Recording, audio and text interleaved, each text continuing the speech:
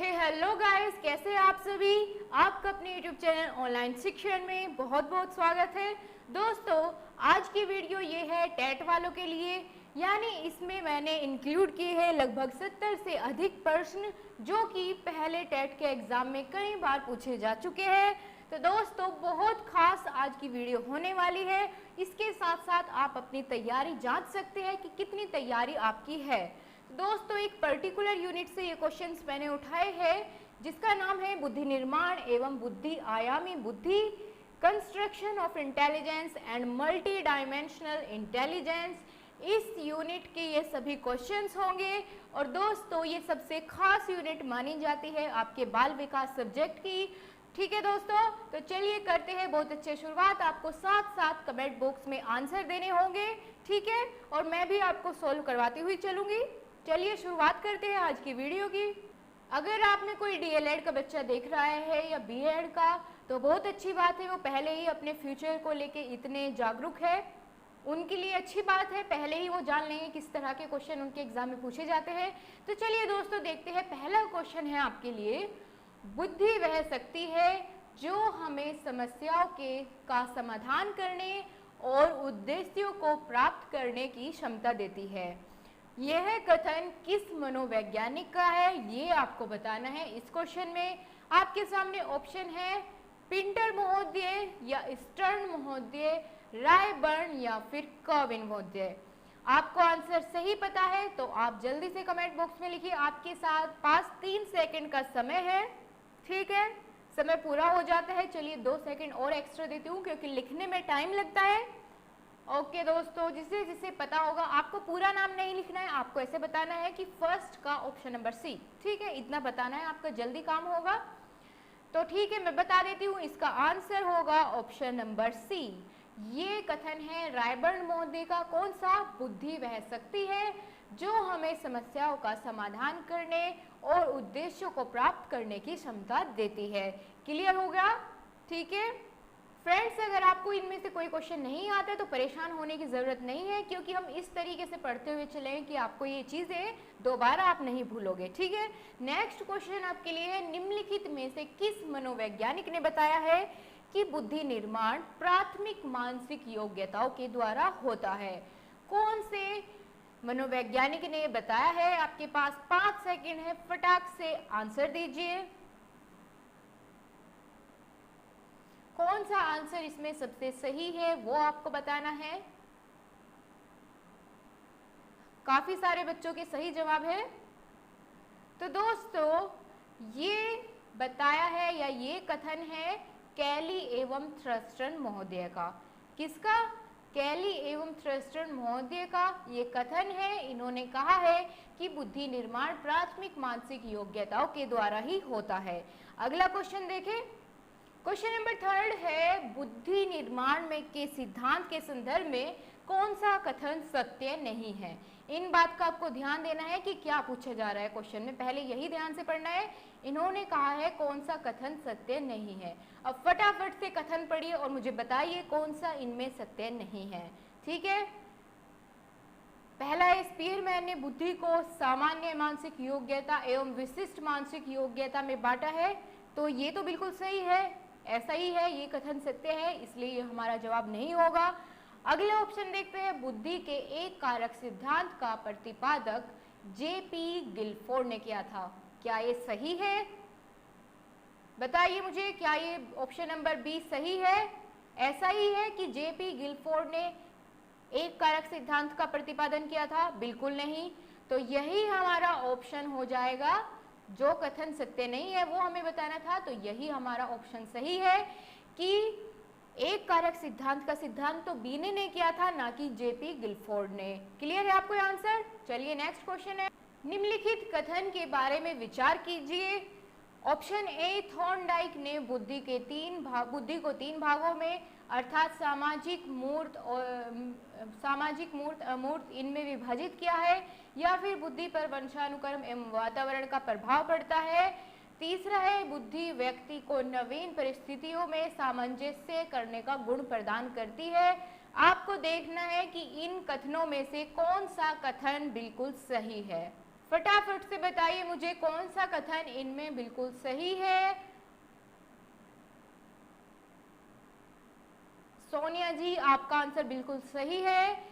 इसका आंसर है option number D, ये सभी कथन सही है। ठीक है दोस्तों, चलिए नेक्स्ट क्वेश्चन देखते हैं। अगला क्वेश्चन है, बुद्धि परीक्षण के संदर्भ में निम्नलिखित में से कौन सा कथन असत्य है। आपको चुनना है इनमें से कौन सा कथन असत्य है यानी सही नहीं है। जल्दी जल्दी पढ़िए और बताइए मुझे। व्यक्तिक बुद्धि परीक्षण के संदर्भ में सर्वप्रथम अल्फ्रेड बीने द्वारा सफल प्रयास किया गया, क्या ये होगा इसका आंसर। अगला क्या है,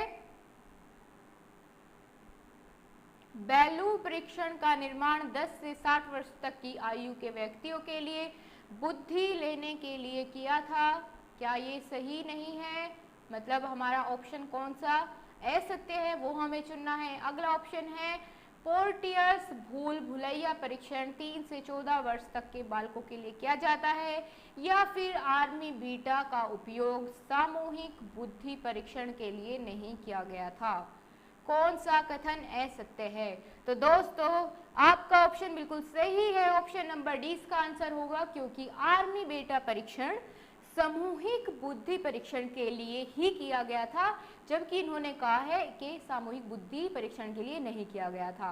तो यही ऑप्शन जो है वो असत्य है, यही हमें चुनना था। क्लियर है आपको। अगला क्वेश्चन देखते हैं। बहुत ही इजी क्वेश्चन है, बुद्धि लब्धि यानी IQ का सूत्र क्या होगा। इनमें से आपको सही जवाब कमेंट बॉक्स में बताना है। फटाफट से इसका आंसर दीजिए, इसमें तो किसी का भी गलत नहीं होना चाहिए।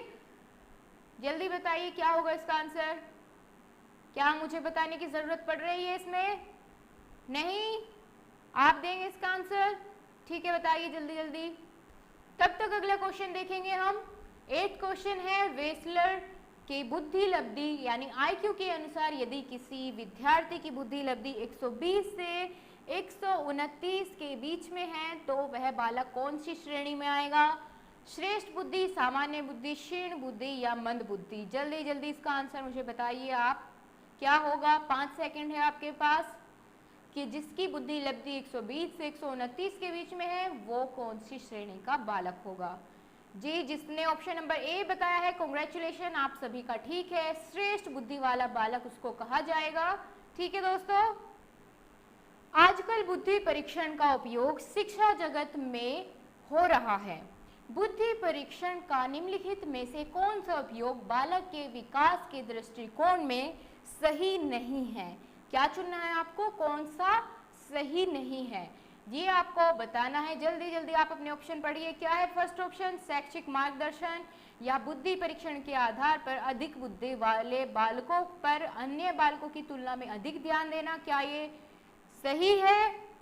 बिल्कुल नहीं, आगे तो पढ़ने की जरूरत नहीं है, क्योंकि यही हमारा आंसर मिल जाता है कि ऐसा बिल्कुल नहीं होना चाहिए कि अगर कोई बालक अधिक बुद्धि वाला है तो उस पर अन्य बालकों की अपेक्षा अधिक ध्यान जाए, जबकि हमारे लिए सभी बालक समान होते हैं।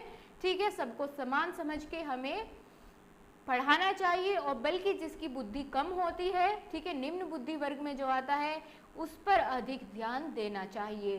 ठीक है दोस्तों, आगे चलते हैं। यदि किसी बालक की मानसिक आयु 20 वर्ष है और कालानुक्रम आयु यानी वास्तविक आयु है 25 वर्ष, तो उसका IQ क्या होगा, ये आपको बताना है। फटाफट से इसको ऑप्शन मत देखिए, आप खुद से सोल्व कीजिए। क्या फॉर्मूला होता है, mental as upon chronological age into 100 यानी मानसिक आयु बटे वास्तविक आयु गुना 100। तो 20 बटा 25 गुने 100 क्या आ जाएगा आंसर। फटाक से आप बताइए, ये आपको ही करना था, लेकिन सिर्फ मैंने आपको फॉर्मूला बताया है। जल्दी बताइए क्या आंसर होगा। 25 से 100 को कट करो, कितना आएगा 4, और 20 चौका हो जाता है, क्या हो जाता है 80। ठीक है, हो गया। आगे चलते हैं। निम्नलिखित में से कौन सा जोड़ा सुमेलित नहीं है, यानी कौन सा गलत जोड़ा बना है वो हमें चुनना है। ऑप्शन ए, क्षीण बुद्धि का बालक 70 से 79 के बीच में होगा। या सामान्य बुद्धि वाला बालक 90 से 109 के बीच में होगा, उच्च बुद्धि वाला 110 से 119 के बीच में, और प्रतिभाशाली बच्चा जो है 160 या उससे ऊपर होगा। कौन सा जोड़ा सुमेलित नहीं है? जल्दी बताइए आप मुझे, क्या होगा इसका जवाब सही? रीजन भी बताना है कि कौन सा सुमेलित नहीं है और क्यों नहीं है, ये भी आपको बताना है साथ साथ।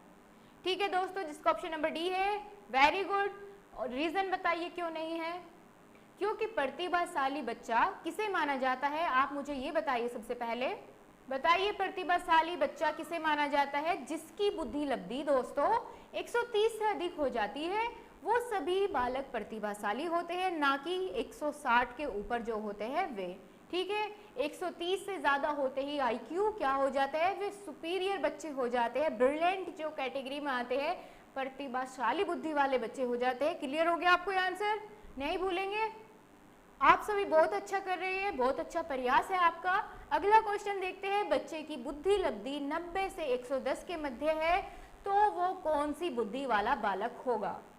आपने वो टेबल देखी है जिसमें सब कुछ बताया गया है कि कितने से कितने के बीच में कितनी बुद्धि लब्धि में कौन से वर्ग में बालक आता है। आप सभी के पास वो टेबल तो होगी, अगर नहीं है कमेंट बॉक्स में बताइए, मैं आपको टेलीग्राम में वो टेबल भी दे दूंगी। ठीक है दोस्तों, जल्दी बताइए 90 से 110 के मध्य अगर किसी की आईक्यू है तो कौन सी कैटेगरी में वो बच्चा आएगा? दोस्तों सामान्य बुद्धि वाला बालक उसको कहा जाएगा।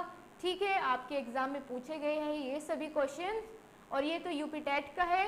चलिए आगे चले, हमें इसी वीडियो में पूरी यूनिट खत्म करनी है, इसलिए थोड़ा जल्दी जल्दी कीजिए।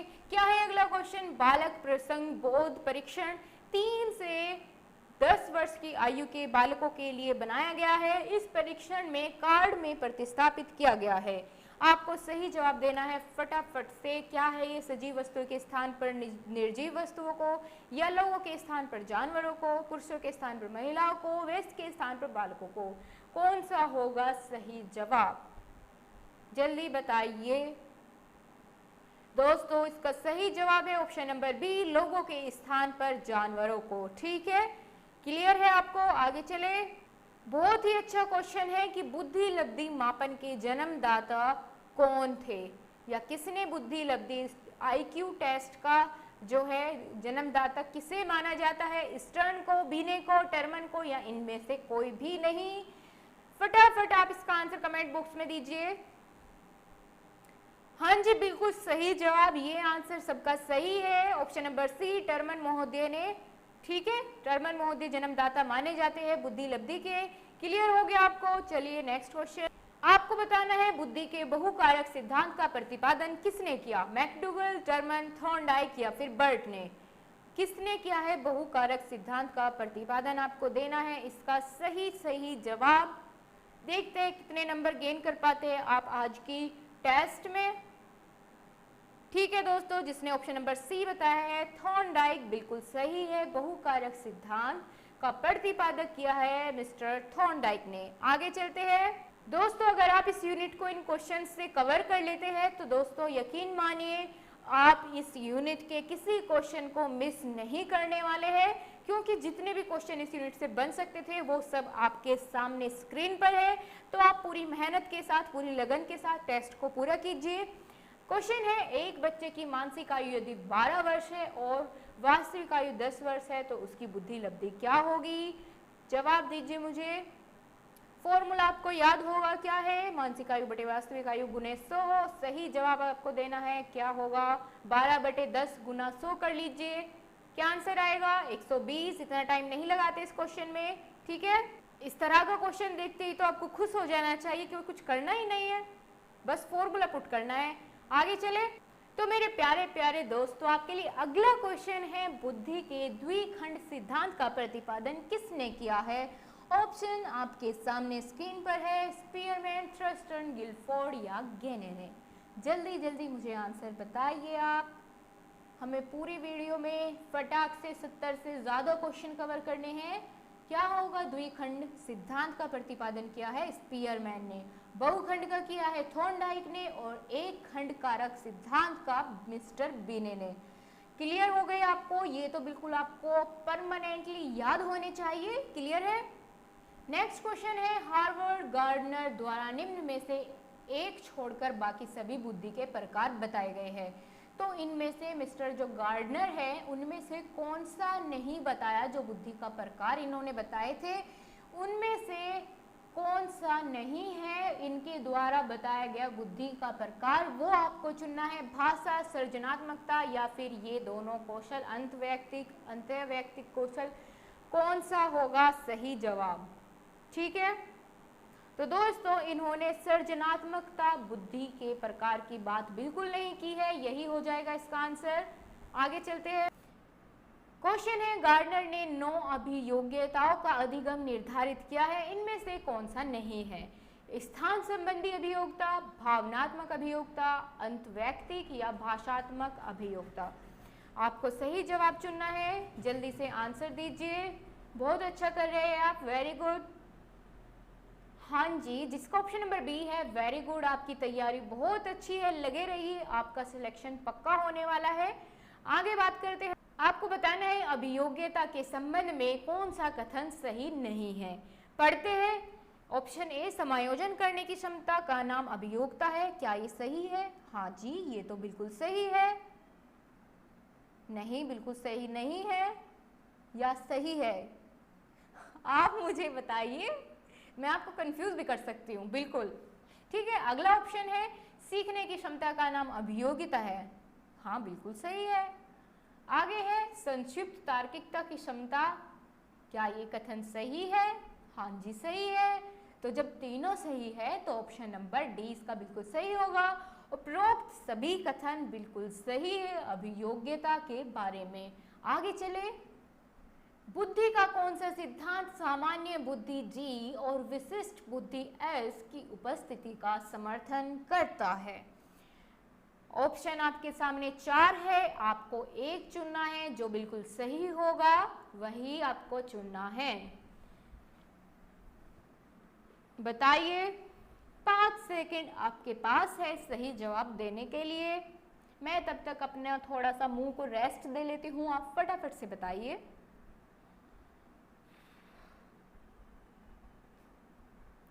Very good, option number C जिसने कहा बिल्कुल सही है, स्पीयरमैन का द्विखंड सिद्धांत इसका आंसर होगा। नेक्स्ट क्वेश्चन है आपके लिए, एक शिक्षिका अपने शिक्षार्थियों की विभिन्न अधिगम शैलियों को संतुष्ट करने के लिए वैविध्यपूर्ण कार्यों का उपयोग करती है, वह डैश से प्रभावित है, किससे? ऑप्शन ए, पियाजे के संज्ञानात्मक विकास के सिद्धांत से प्रभावित है वो अध्यापिका, या फिर कोहेलबर्ग के नैतिक विकास के, या गार्डनर के बहुबुद्धि सिद्धांत से, या वाइगोत्स्की के सामाजिक संस्कृत सिद्धांत से प्रभावित है। आपको सही जवाब देना है 5 सेकंड के अंदर अंदर, जल्दी बताइए।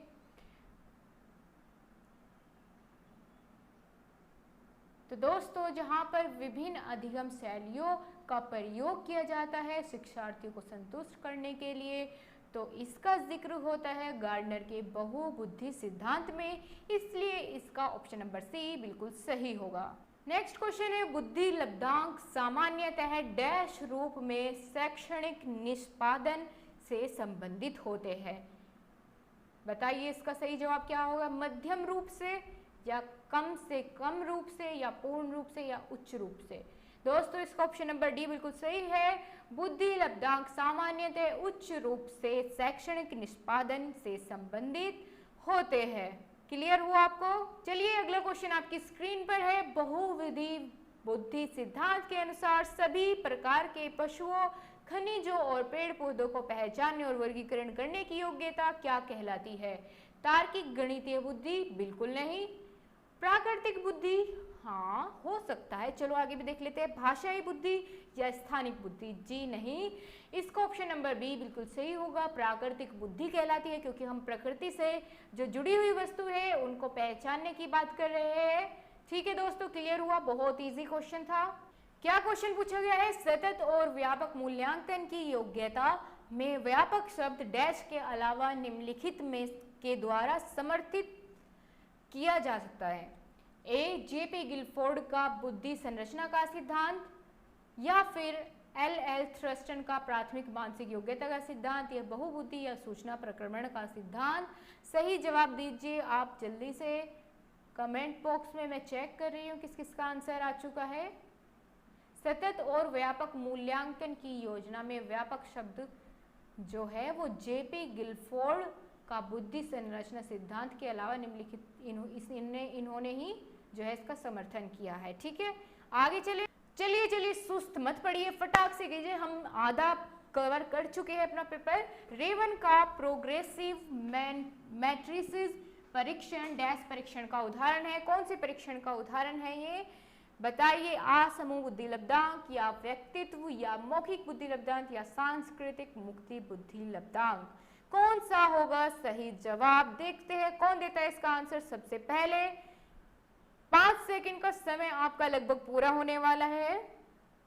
जी, ऑप्शन नंबर डी जिसने कहा वेरी गुड, आपका सही जवाब है। दोस्तों, आपका जिनका भी क्वेश्चन का आंसर गलत है वो थोड़ा और ध्यान से समझिए, इस बार आपसे गलती नहीं होनी चाहिए अगर ये क्वेश्चन रिपीट होता है।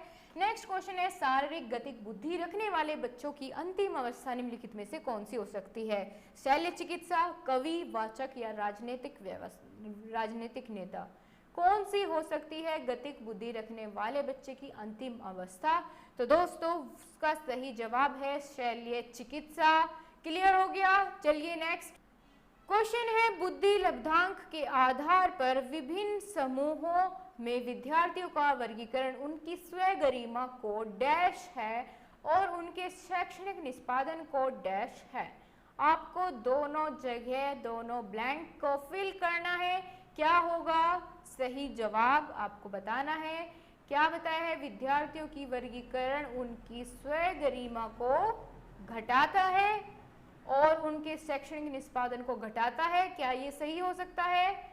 या फिर ऑप्शन नंबर बी क्या होगा कि गरिमा को घटाता है और उनके शैक्षणिक निष्पादन को प्रभावित नहीं करता? क्या ये सही जवाब है? तो हाँ, ये बिल्कुल सही जवाब है। बुद्धि लब्धांक के आधार पर विभिन्न समूहों में विद्यार्थियों का वर्गीकरण उनकी स्वयं गरिमा को घटाता है लेकिन उनके शैक्षणिक निष्पादन को प्रभावित नहीं करता है। नेक्स्ट क्वेश्चन देखिए जल्दी से। डैश के अलावा अतिरिक्त बुद्धि के निम्नलिखित पक्षों को स्टर्नबर्ग के त्रितन सिद्धांत में संबोधित किया गया है। क्या होगा इसका सही जवाब? फटाफट से देखिए।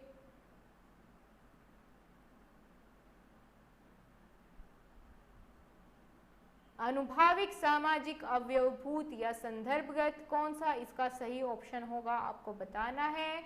5 सेकंड आपके पूरे हो चुके हैं। ऑप्शन नंबर सी इसका बिल्कुल सही जवाब है, सामाजिक। ठीक है दोस्तों, ये इसका आंसर होगा। सीटेट में आपके ये क्वेश्चन पूछे जा चुके हैं। अगला क्वेश्चन है, हार्वर्ड गार्डनर का बुद्धि का सिद्धांत डैश पर बल देता है? कहीं पर शिक्षार्थियों के अनुबंधित कौशलों, या फिर सामान्य बुद्धि, या फिर विद्यालय में आवश्यक समान योग्यताओं, या प्रत्येक व्यक्ति की विश्लेषण योग्यताओं? सही जवाब बताइए आप। ऑप्शन नंबर डी बिल्कुल सही है जिसने भी ये बताया है। चलिए नेक्स्ट क्वेश्चन की ओर। पूछा गया है, मानव बुद्धि एवं विकास की समझ शिक्षक को योग्य बनाती है निष्पक्ष रूप से अपने शिक्षण अभ्यास में, या फिर शिक्षण के समय शिक्षार्थियों के संवेगों पर नियंत्रण बनाए रखने के लिए, या विविध शिक्षार्थियों के शिक्षण के बारे में स्पष्टता करने के लिए, या फिर शिक्षार्थियों को यह बताने के लिए कि उनके जीवन में कैसे सुधार कर सकते हैं? आपको सही जवाब देना है। तो इस प्रश्न का सही उत्तर होगा ऑप्शन नंबर सी। ठीक है, विविध शिक्षार्थियों के शिक्षण के बारे में स्पष्टता प्रदान करने के योग्य बनाती है। क्वेश्चन नंबर 36 पूछा गया है, निम्नलिखित में से कौन सी बहुबुद्धि सिद्धांत की आलोचना है? बताइए। ऑप्शन अब आप पढ़ेंगे, मैं आपको सिर्फ आंसर बताऊंगी। फटाफट से पढ़िए, 5 सेकंड है आपके पास।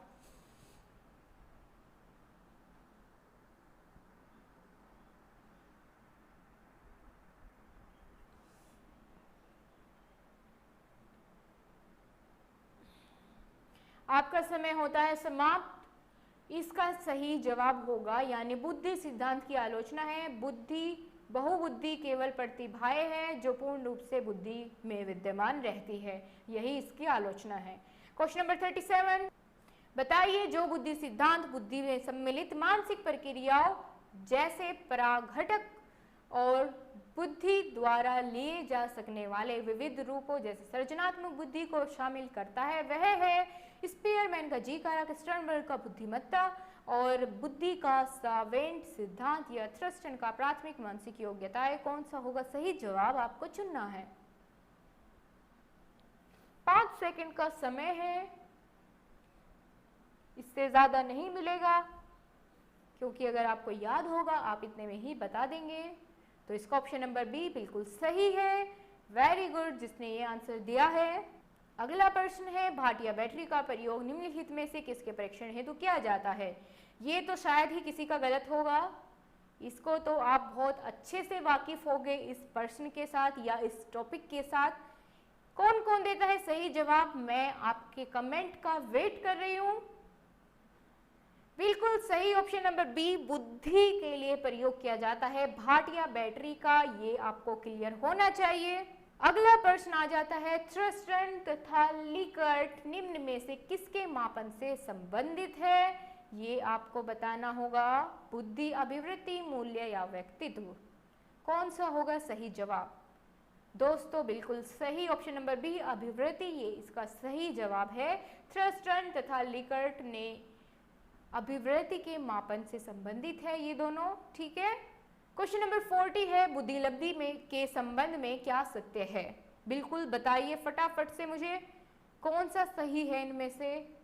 बौद्धिक आयु से व्युत्क्रमी संबंधित है, कालानुक्रम आयु से प्रत्येक संबंधित है या कालानुक्रमिक आयु से व्युत्क्रमी संबंधित है। बौद्धिक तथा कालानुक्रमिक आयु दोनों से प्रत्यक्ष संबंधित है। कौन सा इसका सही जवाब है या कौन सा कथन सत्य है आपको बताना है। तो दोस्तों ऑप्शन नंबर सी जिसने बताया, वेरी गुड, आपका सही है। कालानुक्रम यानी मानसिक आयु और वास्तविक आयु से संबंधित है, ठीक है, इन्हीं को बोलते हैं ये।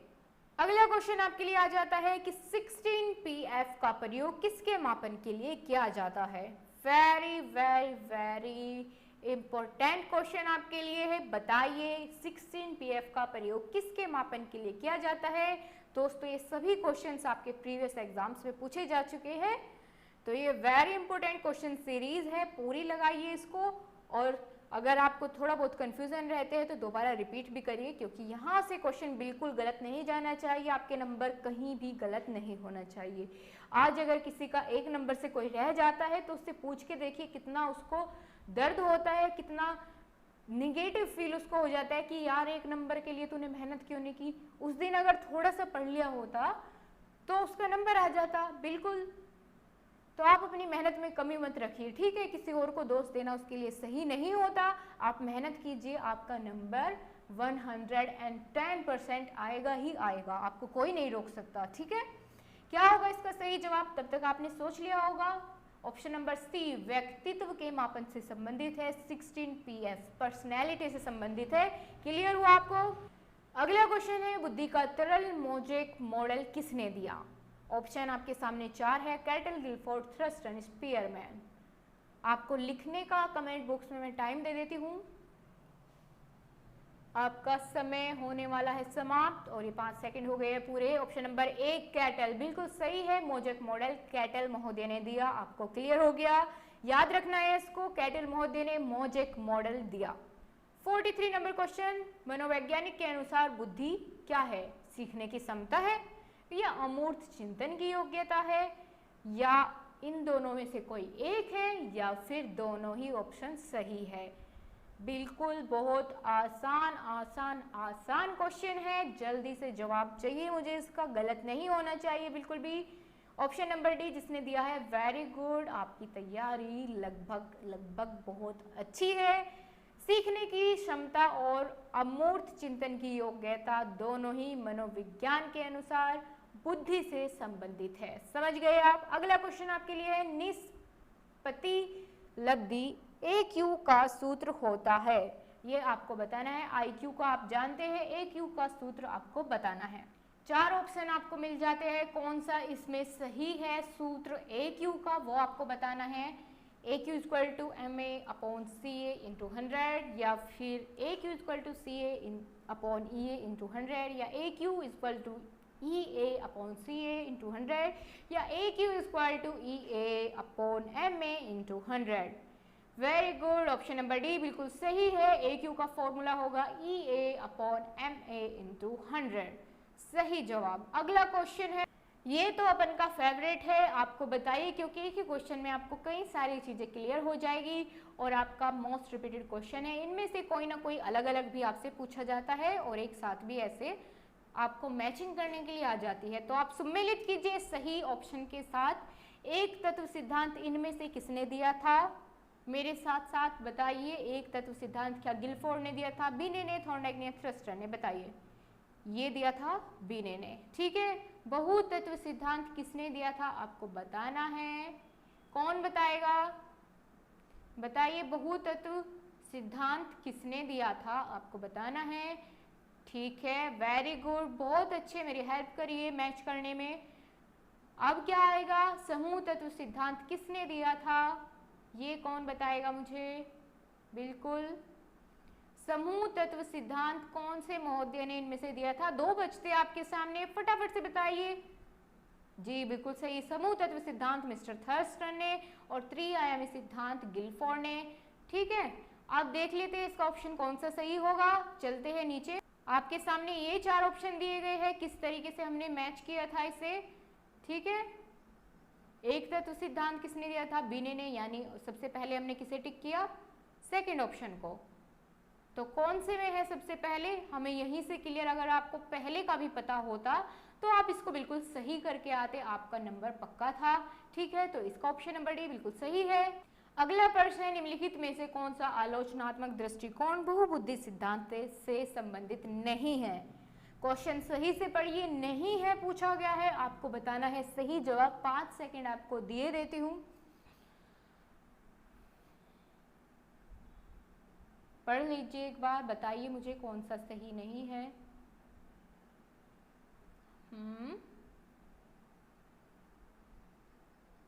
ओके, चलिए मेरी बारी है बताने की। इसका सही जवाब होगा ऑप्शन नंबर सी।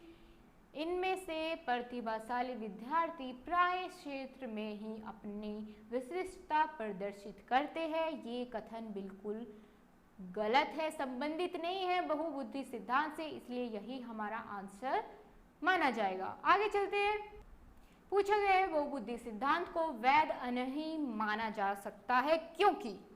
चार ऑप्शंस आपके सामने, फटाफट से पढ़िए। सीटेट फरवरी 2014 में ये क्वेश्चन आपके पेपर में आया था, बताइए मुझे।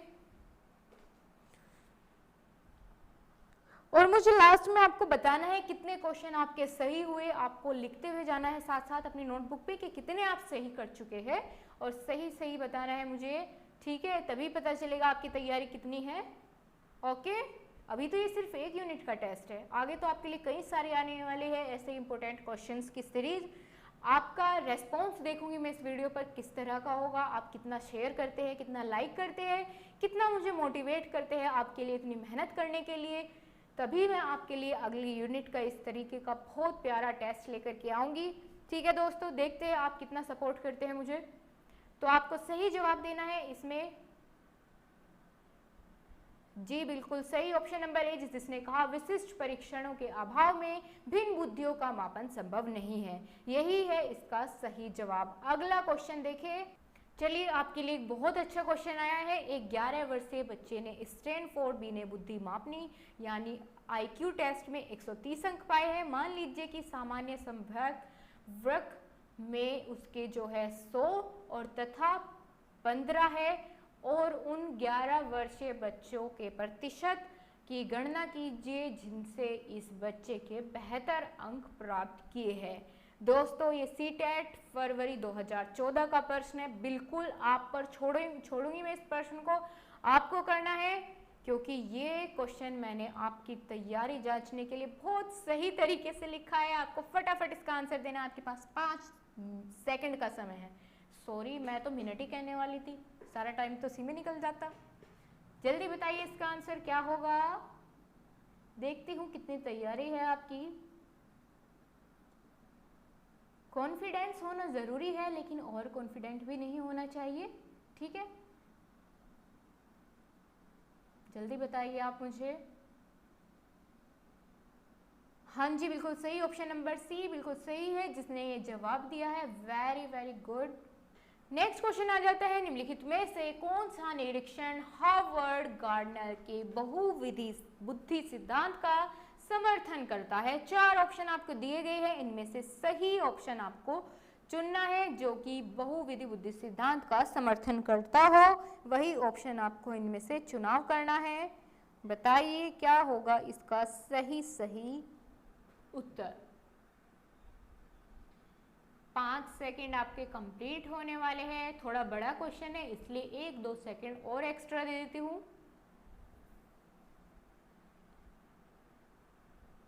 दोस्तों क्लास कैसी लगी ये बताना बिल्कुल मत भूलिएगा आप। ठीक है, हाँ जी, ऑप्शन नंबर बी बिल्कुल सही है।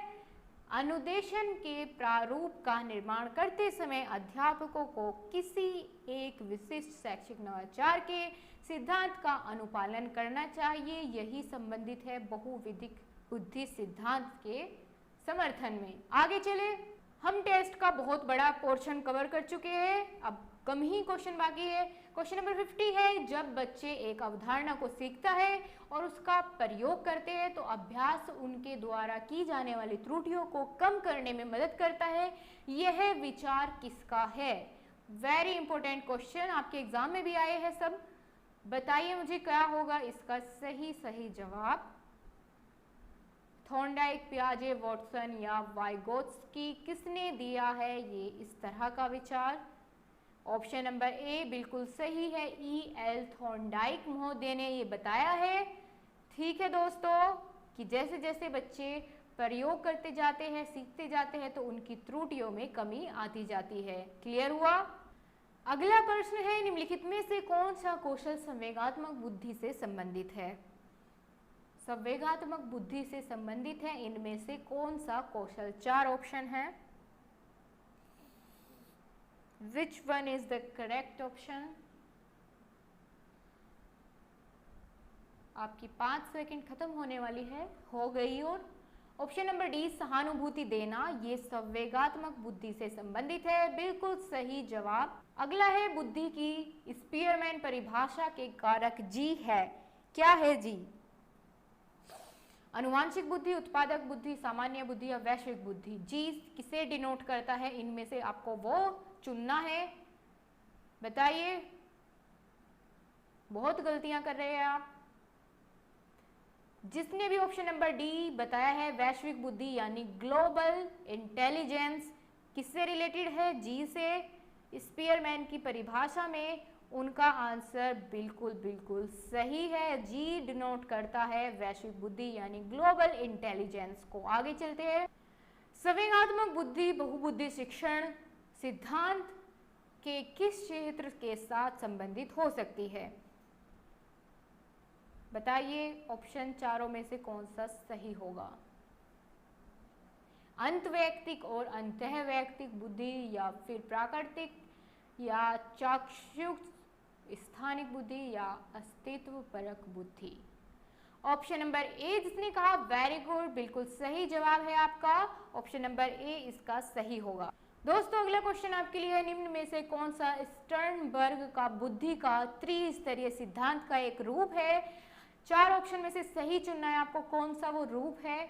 व्यवहारिक या प्रायोगिक या संसाधनपूर्ण या गणितीय, कौन सा होगा सही जवाब?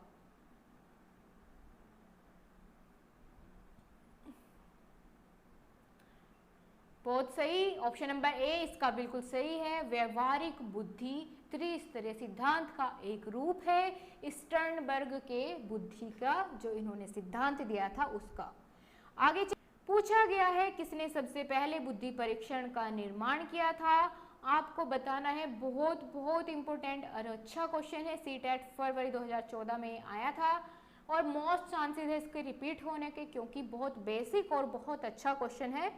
किसने किया था सबसे पहला बुद्धि का परीक्षण, आपको बताना है। तो दोस्तों 1905 में किया था एल्फ्रेड बीने ने पहला बुद्धि परीक्षण, सबसे पहला बुद्धि परीक्षण। 1905 में अल्फ्रेड बीने ने किया था सबसे पहला बुद्धि परीक्षण, वो भी फ्रांस में। क्लियर हो गया आपको? आप नहीं भूलेंगे ना?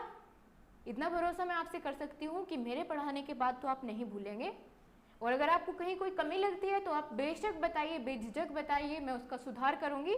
ठीक है दोस्तों, अगला क्वेश्चन आपके लिए आ जाता है, बहुबुद्धि के सिद्धांत के संदर्भ में एयरफोर्स पायलट बनने के लिए निम्नलिखित में से कौन सी बुद्धि की आवश्यकता होती है? Very important question. अंतःवैयक्तिक या भाषिक या गतिक या अंतवैयक्तिक बुद्धि की जरूरत पड़ती है एयरफोर्स पायलट बनने के लिए? किस तरह की बुद्धि चाहिए होगी वो बताना है आपको। वेरी गुड, जिसने भी ऑप्शन नंबर सही सी बताया है बिल्कुल सही जवाब है। अगला क्वेश्चन देखें। क्वेश्चन है 57वां, 140 से अधिक बुद्धि लब्धि वाले बच्चों को किस श्रेणी में रखेंगे? यूपी टेट फरवरी 2014 में आया हुआ क्वेश्चन है ये। और दोस्तों ये टेबल आपके लिए बहुत बहुत खासी महत्वपूर्ण हो जाती है। इसमें आपको 7 या 8 जो है ग्राफ याद रखने होंगे टेबल्स के अंदर कि किससे कितने के बीच में कौन सी बुद्धि वाला बच्चा होता है। तो अगर 140 से अधिक बुद्धि लब्धि है तो कौन सी श्रेणी में आएगा बालक? Very good, option number D, प्रतिभाशाली, सुपीरियर बच्चा हो जाता है वो जिसकी बुद्धि लब्धि 140 होती है या इससे अधिक होती है। वैसे तो 130 से अधिक वाला बच्चा ही इस श्रेणी में आने लगता है, प्रतिभाशाली की श्रेणी में। ठीक है दोस्तों, अगर इन्होंने बात की 140 की तो वो भी उसी में आएगा। अगर इसकी जगह 170 कहा होता तो भी प्रतिभाशाली बुद्धि में आता, क्योंकि 130 से ऊपर वाली बुद्धि लब्धि वाले बच्चे सभी प्रतिभाशाली होते हैं, यानी ब्रिलियंट जिसे बोलते हैं, उससे ऊपर किसी और का नंबर नहीं आना है, वही होता है। अगला क्वेश्चन आपके लिए 58वां, बीने साइमन परीक्षण द्वारा मापन किया जाता है किसका? क्या सारे मैं ही बताऊं ऑप्शन? आप भी पढ़ लो, थोड़ी सी मेहनत कर लो।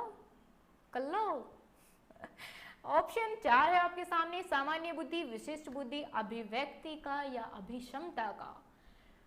यूपी टेट फरवरी 2014। आपको सही जवाब देना है। क्या होगा इनमें से? बीने साइमन परीक्षण द्वारा बुद्धि मापन किया गया विशिष्ट बुद्धि का। क्लियर हो गया आपको? बीने साइमन परीक्षण द्वारा मापन किया जाता है विशिष्ट बुद्धि का। Clear? Next question, question number 59 प्रश्न पूछा गया है, मानसिक आयु के प्रत्यय का सर्वप्रथम प्रयोग किया किसने? थॉर्नडाइक, गिलफोर्ड, स्पीयरमैन या बीने साइमन ने?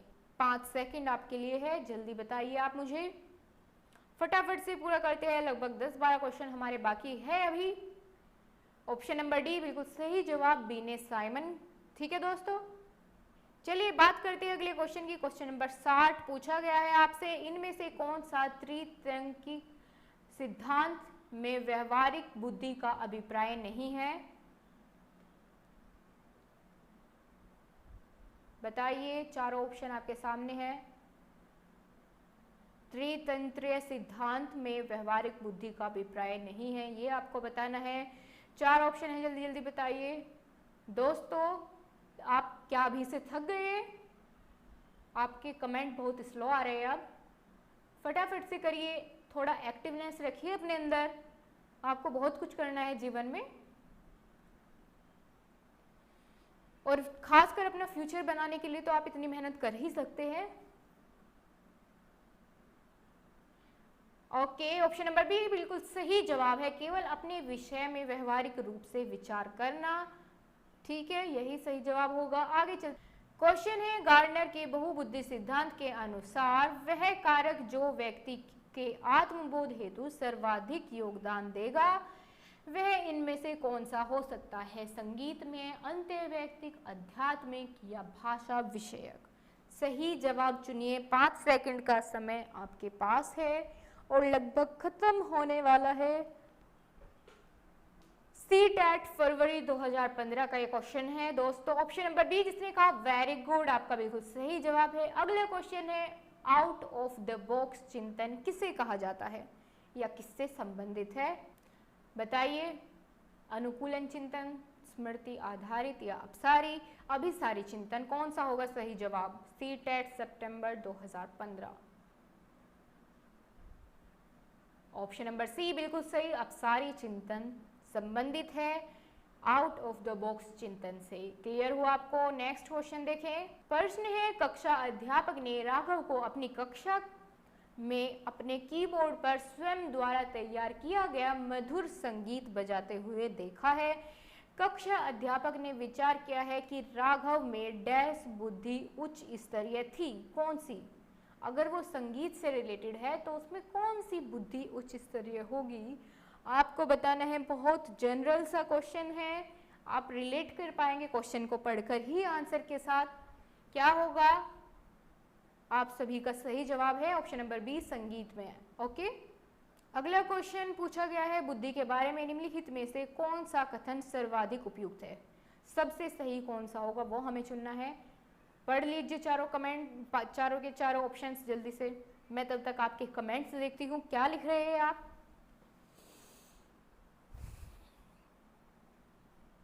पाँच सेकंड से थोड़ा ज्यादा समय इसमें आपको देती हूँ।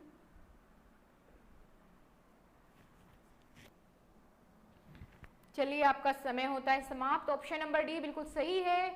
बुद्धि बहुआयामी है और इसमें कई पहलू निहित है, ये इसका सबसे उपयुक्त उत्तर होगा।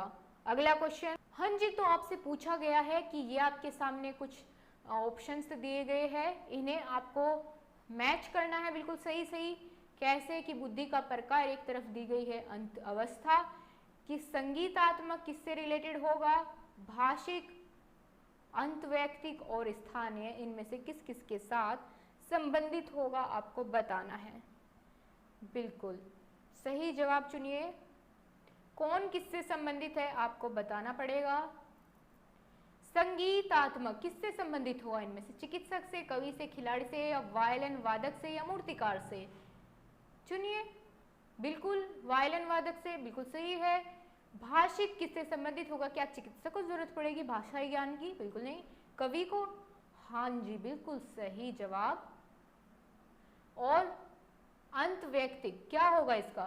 कौन सा किसके साथ मैच हो सकता है ये आप बताइए। अंतवैयक्तिक बिल्कुल सही, मूर्तिकार से। और स्थानीय किससे संबंधित होगा? खिलाड़ी से। ठीक है दोस्तों, क्लियर हो गया आपको। चलिए देखते हैं आपके ऑप्शंस में क्या ये दिया गया है। ऑप्शन क्या है? पहला हमने देखा 4, 2, 5, 3। देखते हैं ये आपके ऑप्शन में है या नहीं।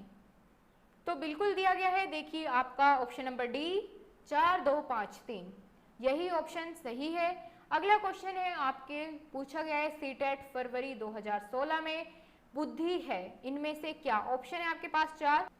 सामर्थ्यों का एक समुच्चय, एक अकेला और जातीय विचार, दूसरों के अनुकरण करने की योग्यता, या एक विशिष्ट योग्यता। दोस्तों ये जो आपके सामने टिक लगाए बिल्कुल सही है। बुद्धि है सामर्थ्यों का एक समुच्चय।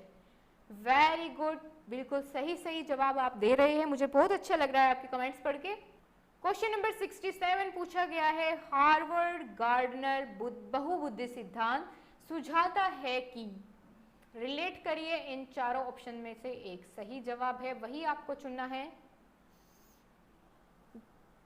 सीटेट सितंबर 2016 में पूछा गया है आपका क्वेश्चन। देखा आपने कितने सारे क्वेश्चन आते हैं इसी यूनिट से, बुद्धि वाली, तो आपको ये बिल्कुल क्लियर होनी चाहिए। ठीक है दोस्तों, और ऐसे ही हर यूनिट के आपको क्वेश्चंस मिलेंगे अगर आपका रेस्पॉन्स बहुत अच्छा रहता है इस वीडियो पर। ठीक है दोस्तों, अपने ज़्यादा दोस्तों के साथ इसको शेयर कीजिए, उनके साथ ये नॉलेज शेयर कीजिए।